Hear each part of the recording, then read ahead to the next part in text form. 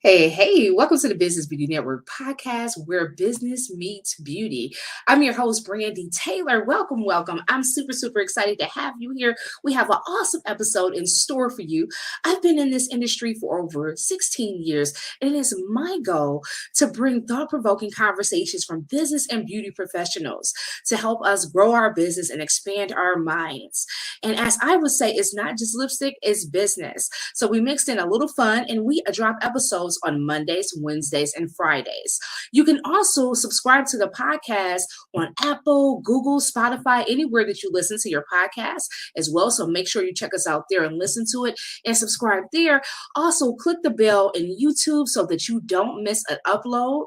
You also want to make sure that you check out our podcast on our website at businessbeautynetwork.com. You can email us at hello@businessbeautynetwork.com. We are super excited to have you a part of this community.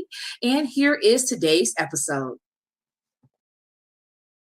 Hey, welcome to the Business Beauty Network podcast where business meets beauty. We have two phenomenal guests today. We have James and Kimberly Smith. Welcome. Thank you. Hello. Thank you.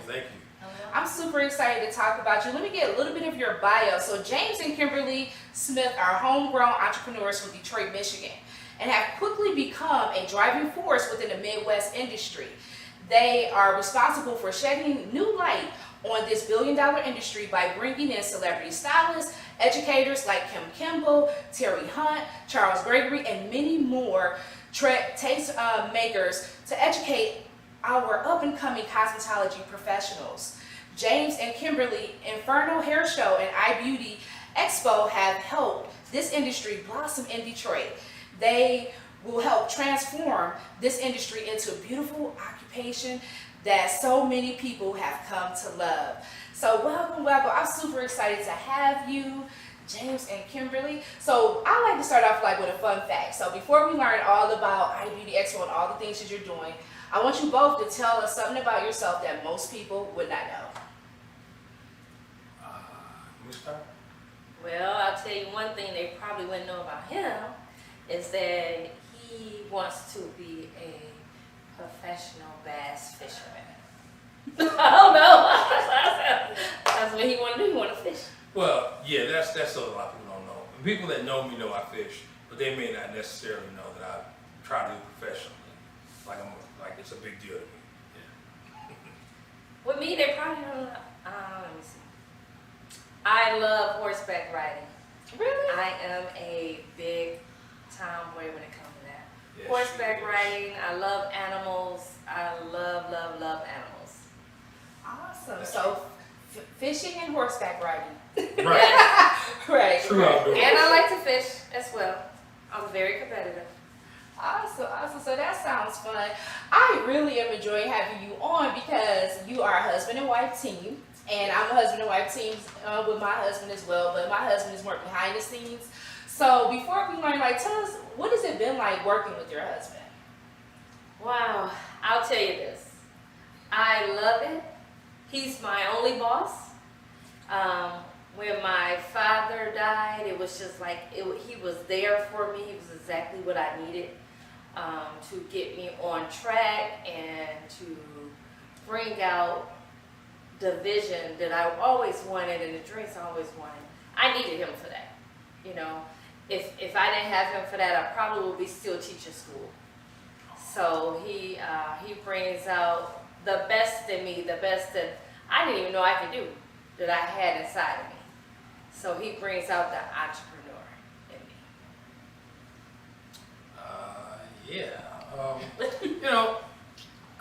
Working together, it's a good thing because you learn a lot about each other. The key is the balancing act. Sometimes it can be complicated separating the business from the relationship or the business from the marriage. And that line is weird because it's very gray, because some of our debates, or if you want to call arguments, if you will, they're not really about our marriage. It's about our philosophy as to how we're approaching something. And so that's one of the things that's kind of unedgy. But then on the other side of it, work and play can be one and the same. Now we can travel, and it doesn't have to be all business. It doesn't have to be all pleasure.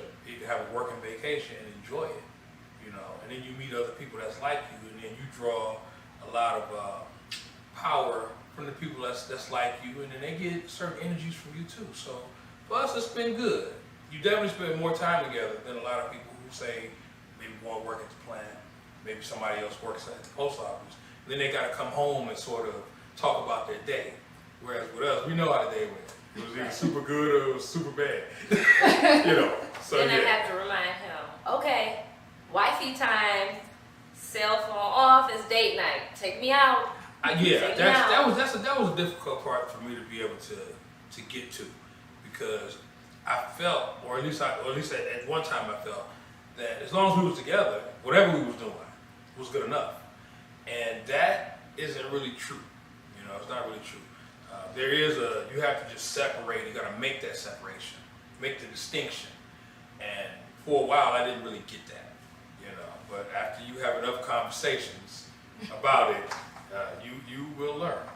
He will learn. You'll learn that. I appreciate you sharing that, because, you know, I've had that experience myself, and I've been more like James, I would say. Like, okay, can you tone it down a bit? We're not working. So, I think it's a thing that entrepreneurs face in general. So, whether you're a beautypreneur or whatever you do, when you're in a relationship, learning how to separate that, how to cut it off, you know, when you are not working. And sometimes it's hard to separate. So I appreciate you sharing that. That's true. Yeah, so let's talk about your beauty story. Like, how did you get into this industry? Why beauty? Well, for me, it started printing. It was about business cards and flyers and tickets. And it just so happened that I started in a flea market, Mammoth Mall on Grand River in Greenfield, which was full of hairstylists, you know, budding entrepreneur girls at the time. And you didn't really have a place to get marketing materials. You had like American Speedy Printing, Kinko's, but they didn't do what you needed them to do. And so I sort of filled that gap, you know. And then after I started doing a lot of that work, you know, eventually I ended up meeting my wife, and then I was like, hey, you know, I could use like a spokesperson to go out here and sell this stuff for me, you know. And so she would do that, and then it got to a point where it was like, man, you need like a book. You got all these hairstylists, you could put a book together, and you could help them make money. But just do it a little differently, because people got tired of buying books. You know, if it was a hairstylist, you might have bought a book. But if it was just a girl who wanted her hair done, she would just read your book, you know, or she would steal your book. Right? And so it was just, we had to come up with a way where you could have one, and she could have one, and he could have one, and you could actually call the people in the book, and you knew that they were local, you knew that they were close by. And that person who spent money to advertise could actually earn a living. And she was able to go out there and sell it. You know, I made a sample. And it's funny too, Cool C was on our first little cover. It wasn't even a book, it was a sheet of paper that folded down into like a little square. And it started with that. And she went out, she sold it, she talked to people, and it just kind of went on from there. That's phenomenal. So you already had a printing company, but you decided to create a book to help local stylists advertise their business. Now, was it hard building that, getting out there, getting people familiar with your brand and advertising with you at first? I would say so. Kim will go out and she will come back, and you know, what she was selling, people already was familiar with it. But this idea of a book being free, the book being small, was probably the biggest hurdle, because they were used to being able to see a book in the store. You know, they wanted to be on, you know, like palatial, you know what I'm saying? You walk into a beauty supply store and then your face is big, or you're in this book. And this book that we had took on a different persona at first. So I think the first, you know, we did 11 issues before we actually like really was out there, where people had respected it and said, hey, this is the book to do, you're gonna make money. But she could probably answer that better than me, because she was actually out there selling it. So what was that like? You know, it was another way, another form for local stylists to promote themselves. So how did you go out and position this magazine? Well, I think the selling part was probably the easiest part for me, because I'm a lady. I know how to talk to the majority of ladies that's making me look beautiful. So I sold them on the fact that beauty is therapy and we need you and we need to know about you. And if we don't know about you, then we can't support your business. So why don't you give us a try? Our magazine is free. It caters to a lot of people. If a lady sees this magazine or a gentleman, they're going to pick it up if it's free. So, and we guarantee results. I can guarantee you're going to make some money if our magazines are free. Now, if you have to pay for a magazine, then I can't guarantee it. But 9 out of 10, if we're printing 20,000 copies and they're for free, and they're inside every beauty supply store, every gas station, every store, we're going to pick the book up. And that's how I sold them. Once they got on the first book and they got tons of calls and made money, it was history. They was calling me like crazy. Phenomenal. Now, I would say that marketing is something that I find that the beauty industry struggles with across the board. Yes. Like really putting themselves out there or understanding the importance of investing in marketing yourself as a beauty professional. Yes. So kind of talk about the importance of that and, you know, in all that you do. Okay. Marketing is the key to a successful business. I would tell everyone. When I go out and sell, I'm in uniform. I have my uniform on now. I'm constantly branding myself, whether it's on social media, if it's out and about. I made sure that when I was teaching at a job, I gave them 8 hours, I give myself 8 hours to brand my business. So I'm out every day for 8 hours, trying to brand my business, marketing. When I tell you from business cards to flyers, I don't just depend on social media. Well, a lot of people just depend on social media. If you just depend on social media, I go to a lot of events and I see why they have nobody in the audience because they just depend on social media. So marketing entails everything. You have to be able to use every avenue of marketing that you can use. You also have to make sure that if you are using social media, it's your business social media, that you're always using your social media to push your brand and not to push something that's not related, because you never know who's on your social media looking at you. Could be a sponsor. And I'm always thinking about sponsorship dollars. Yeah, I would definitely agree with that. And marketing is everything. And I think people don't really realize like you're always being marketed to. I don't care, you ride down the street, you see a billboard, you listen to the radio. It's everywhere. Social media, you know, that's constantly. And so our businesses is no different. So I'm really glad that that's something that you help the beauty community with. Now, so that's New Clientele magazine that you provide for the beauty community. Now, so have you had any struggles with the beauty community, like far as like really trying to educate them on the importance of how they position themselves and how they represent themselves? Because I know this is something you've been helping them with as far as marketing. Right. So have you had any struggles with that? Well, I teach at some cosmetology schools, like PNA Scholars Beauty School called me in and teach a marketing course. So when we teach a marketing course, we talk about the social media, how important it is to market your business and not market your family problems. We talk about how to get your LLC, how to get your brand out there, and don't just start a business without having your documentation in order, where someone can come take your name because you didn't do your documentation. So that's very important to not just focus on, I just have to get this business started just to say I have my own hair salon and you have the same name as someone else. So it's very important to also be educated on the documentation you need. Correct. Also with the marketing. And I think too, a lot of the stylists, a lot of them birthed their career, so to speak, out of the basement. A lot of them didn't begin in hair school or nail school. So they didn't really get a chance to run into somebody like her or anybody that talked about how to promote yourself. They just kind of did everything on word of mouth. And if their customers told some customers, they thought that was the way to go. And to some degree, word of mouth is very valuable and it is important. But at the same time, if you don't already have that going for you, and you're trying to build something, you got to learn how to utilize some of the other avenues of promotion, whether that's flyers, business cards, or how to actually take full advantage of social media. And so that's the biggest thing. I think a lot of people just don't know what they're supposed to do or the route to take to get in it to learn.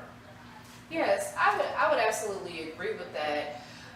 And that's why I do what I do, because we're not lacking in the art side, but it's the business side that's lacking. We know how to create the product, we know how to market the product. Right, and the product is that person, their skills.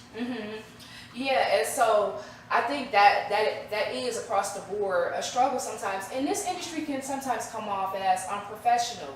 I feel like for the lack of knowledge, just not really having the proper knowledge on how to handle customer service or how to properly run a business and all of those things. Well, that's one thing, and that's kind of what led us into the expo part of what we do. You know, the book was first, and then the expo, it just kind of one of those things that we're like, you know, this just seemed like the next step. I think that's the way we looked at it. And so we started doing hair shows. But eventually, as we began to travel around the country, it was expos. It was the learning component. It wasn't just about competing. That's a fun part of it. We enjoy that part too. But you got to teach these people something, you know. And there's new stuff coming out that could really help a lot of people only if they knew. And so I think one of the things that got us into that was just the educational part with that. And then that sort of like birthed the expo or the iBeauty Expo concept. I think it's great that you guys provide so many educational classes for beauty professionals, because I feel like outside of beauty school, a lot of people fail to get that extra education or understand the importance of it. And you can really fall behind in this industry if you're not staying on top of the trends, learning the latest techniques and different things like that. So, like, how long have you been doing iBeauty Expo? Well, the first show wasn't an expo. We started in 2007. And we did a few shows in Detroit, we did shows in Chicago. And after we came back from that Chicago show, which probably was maybe 2010? I'm not sure. It might have been 2010. 14 or 15? It might have been later than that. It might have been 2014. And we did a show where we did like some classes, you know, earlier. You know, and then we did a class like, you know, it was turned into a 2-day thing. And it got to the point where it was like, we could really do this, like for real, like people liked it. But the thing about it was most people that go to an individual class, they pay way more, you know, for a single class. You know, you want to learn. I remember when the 360 frontals first came out, people wanted $400 to do a one-on-one to show you how to do it, you know. Well, I'm just saying, but that was what Detroit was charging. If you was in places like California, I mean, the sky was the limit out there. So I was like, what if we could get people that knew how to educate, or at least wanted to try, maybe it was their first time. We brought some of those people on board and gave them an opportunity to show what they knew how to do. And let's put them all in one room, let's make a day out of it, you know, and let's make the price reasonable where the average person who might just be fresh out of high school, maybe they're in college, maybe they're 21, they just want to get started, and they're not necessarily prepared just yet to get formally into school. They know that they should, but they just want to learn something. They're already working in the basement or they're working in somebody's shop, and I just want to try to get my feet wet. Maybe I want to see if I even like it. You know, and I think that we open up that door for a lot of people, not just on the consumer side, but on the education side. A lot of people that work with us have did a course for the first time. You know, now they're going all over the world teaching, whereas they may not have necessarily been welcome at some of the much larger venues because they don't have the background, they don't have the history. So I think that's one of the things that helped us out. We were able to kind of give the person that was just getting started an opportunity, and they felt welcome. And I think that's like really what makes us a little different, you know, than a lot of other people. Yeah, I can see that, and that is phenomenal that you're able to do that and bring new and up and coming artists instead of just, you know, the ones everyone already knows. But I love, because how do you get your start if no one ever gives it to you? You know, how do you get the experience if you can never gain it, right? So I love that you're able to do that. And in addition to that, also creating a platform for them to showcase their talents and skills. So let's talk about that part as well. Well, yeah, I mean, like the Hairshow Hairshow's been around for a while. Okay, you could jump back to Billy K. Sancho's, Hump the Grinder, Tracy Gilliam, Charles Hicks, Goldfinger, you name it, show's been around. I think what made ours different was the competitive aspect of it. You know, winning money for it. You know, that brings out a different individual. You can just get on stage and do whatever and get off and everybody clapping is good. That's cool. But when you got to compete, that makes you have to think a little harder. Many of our competitions are theme-based. So you got to think about it. You can't just get up here and say, I think I want to do this today.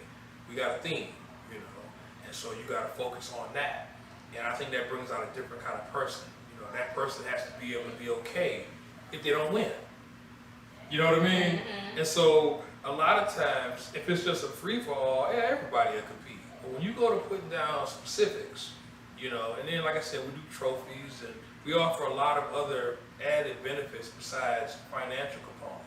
You know, we bring in advertising opportunities to go around, you know, the country with us, things that other people weren't necessarily offering. And I think that's what kind of set us apart, you know what I'm saying? That's what makes it, it's not just a hair show, it's a hair show opportunity. It's a little bit of both. It's an expo. It's an expo. It's all of that. Yeah. So, what is your mission overall with the iBeauty Expo? Wow, it's like the mission keeps broadening. You know, like at first we just wanted to fill up a room, right? Just wanted to educate a few people. And then as you start getting around, you start realizing like it's so much more we could do. You know, when we started dealing with celebrity talent, you know, bringing people in that made you feel like, not, you know, you didn't have to just be a hairstylist. Now you could be a celebrity stylist. You can have a career in television, you know.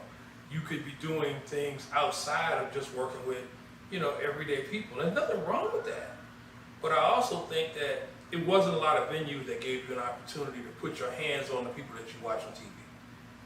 You know, if you can talk to a Kim Kimble, or you know, if you could have spoke to Charles Gregory before he passed, you know, you were talking to people that was next to Tyler Perry, that's next to Oprah, that's next to Gabriel Union. And that provides a whole different level of inspiration. And I think once I saw that was starting to emerge, the mission got even larger. So I don't know if I have a real end game at this point. We've done so much. But yeah, I mean, I would hope that we could get everybody to come to be able to fulfill their God-given talent. You know, I mean, that's what I like to think of. And the mission is to have Detroit as the mega capital again. So instead of them going to Bonner Brothers all the time, our focus is to keep the iBeauty Expo in Detroit. Detroit made the biggest expo that's in Detroit, Michigan, and that's our goal.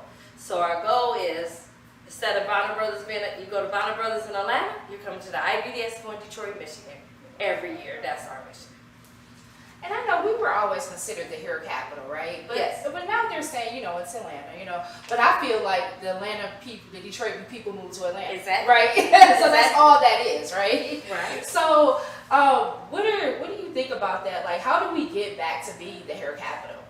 We get back to what we're doing now. You know, we have people right now calling us from Atlanta, asking us about the iBeauty Expo, and they're flying into Detroit now. Right. They're calling us. We have people calling from California. What's going on with the iBeauty Expo? And I believe as long as we keep it in the summer, a lot of people will come.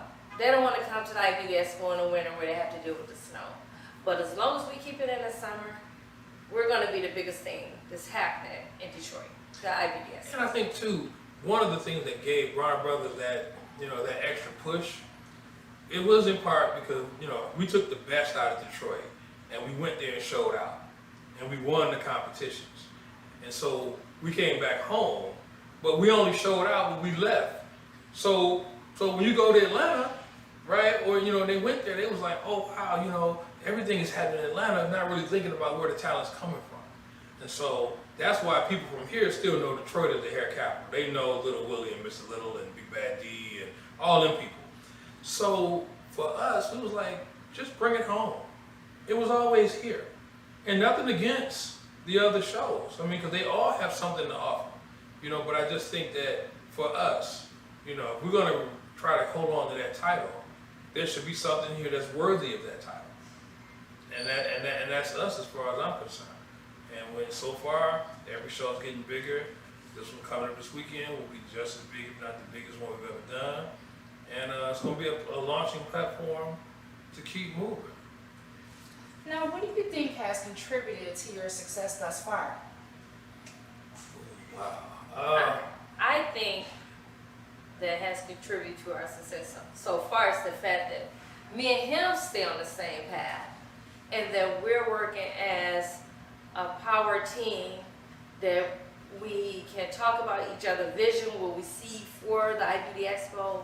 You know, it's good to disagree and agree and come to one agreement to say, hey, this is best for the brand. And that is what keeps us together. The fact that I can have an opinion, he can have an opinion, then we're going to come together and we're going to make it big. Now, he's the visionary when it comes to big. I'm the visionary when it comes to bringing the people together. I'm going to go get the people. But he is most definitely saying, no, we want it big. And because if it was up to me, it'd probably be a smaller event, but he's like, no, it has to be a big event. I'm like, okay, well, what takes to be a big event? How many people do we need? I'm a math person. I used to teach math, so I need numbers.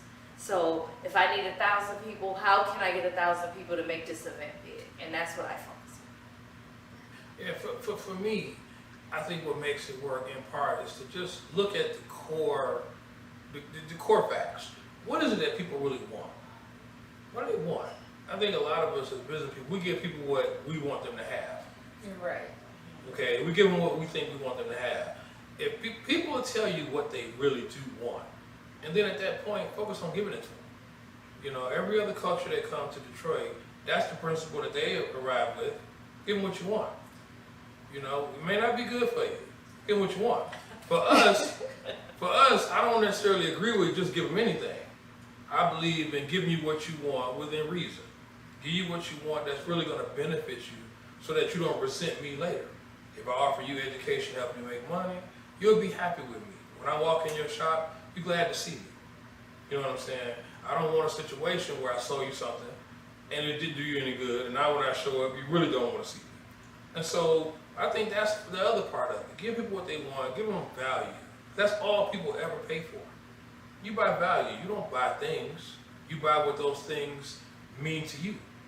And so I know at the end of the day, you're working with hairstylists and barbers and customers because that's what provides you a livelihood, you know, and you enjoy doing it. Now, if I can help you do that better, then that's going to give me longevity, and that's give me a stronger platform to stand on.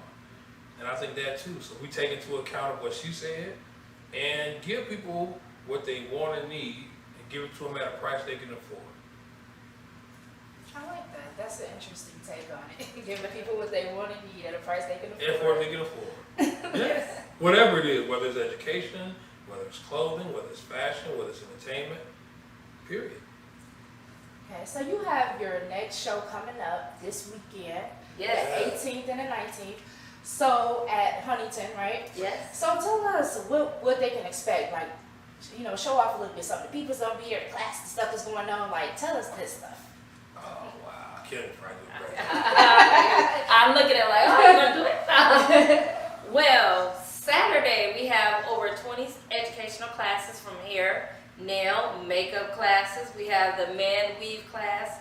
We have the SMP class for all those barbers out there. We have the Barbie ponytail. We're offering micro links, the magnetic nails, 5-star designs for nails, makeup classes. We have a little bit of everything that you can think of. We have even a class about if you want to get your own school started. How do you get your own school started?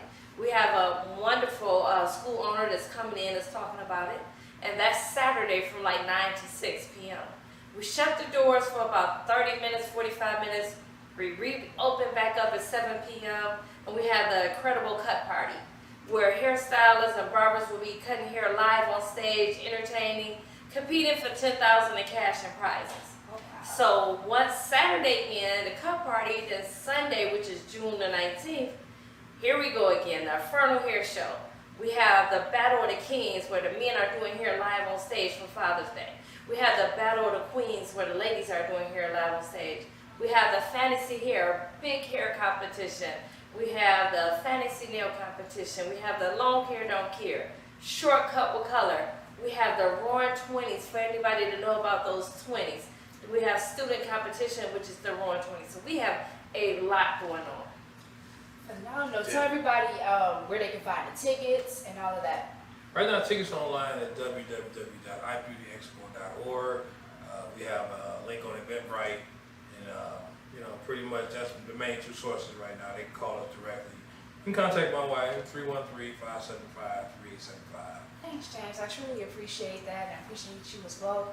James and Kimberly, iBeauty Expo will have all the information in the show notes. As always, stay great, and we're out. Thank you. Bye. Thank you.